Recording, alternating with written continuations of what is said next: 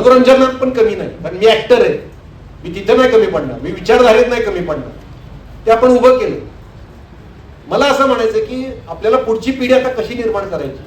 छत्रपती शिवाजी महाराजांचा जय जयकार सगळे करणार आहेत, हे पण करतात, आपण पण करणार आहे, पण कशासाठी करणार आहे. आपली पुढची पिढी छत्रपती शिवाजी महाराजांचा आदर्श घेऊन महिलांचा सन्मान राखणारी होणार आहे का. गोरगरीब दीनदुबळ्यांविषयी करुणा असणारी होणार आहे का. त्यांच्यासाठी काहीतरी करू पाहणारी होणार आहे का. छत्रपती शिवरायांचा आदर्श घेऊन जातीभेद न मानणारी होणार आहे का आपली पुढची पिढी. का पुढची पिढी आपल्याला छत्रपती शिवाजी महाराज की जय असं लाल डोळे करून विखारी धर्मद्वेष पसरवत शिवाजी महाराजांना अभिषेक घालणारी होत पाहिजे. तुम्हाला कशी पाहिजे पुढची पिढी, हे आपण ठरवायचं. म्हणून आपण आज शिवसन्मान परिषद आहे. तो सन्मान आपण म्हणतोय की सुरुवात केली, ही सुरुवात आता शेवटापर्यंत गेली पाहिजे. आता आपण मध्ये थांबायचं नाही, कारण जरा विसर पडला की परत कोणतरी येणार आणि बोलणार.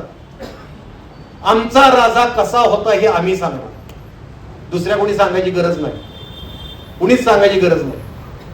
अहो शहाजी राजे आणि जिजाऊ मातांपासून बाळकडू ज्यांना मिळाले, त्यांनी 15व्या वर्षी तोरणा सर केलाय वयाच्या, त्यांना कुठल्या अशा बाहेरच्या गुरुची गरज नाही. हो काय गरज आहे, कशाला दुसरा गुरु त्यांच्यावर थोपवताय तुम्ही, बाहेरचा कोणीतरी आणून. काय गरज आहे, कुणी सांगायची गरज नाही. आमचा राजा आम्ही सांगणार आमच्या लोकांना कसा होता.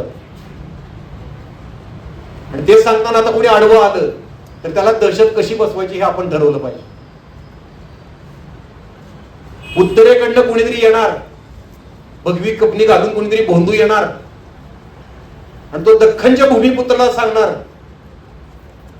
तुमचे राजे कसे होते, त्यांचे गुरु कोण होते. हे आता नाही चालायचं, हे नाही खपून घ्यायचं. आता इथून पुढे आमच्या धडावर आमचं डोकं राहील, एवढंच बोलतो. अशाच नवनवीन अपडेटसाठी डिजिटल कोल्हापूर चॅनेलला सबस्क्राईब करायला विसरू नका.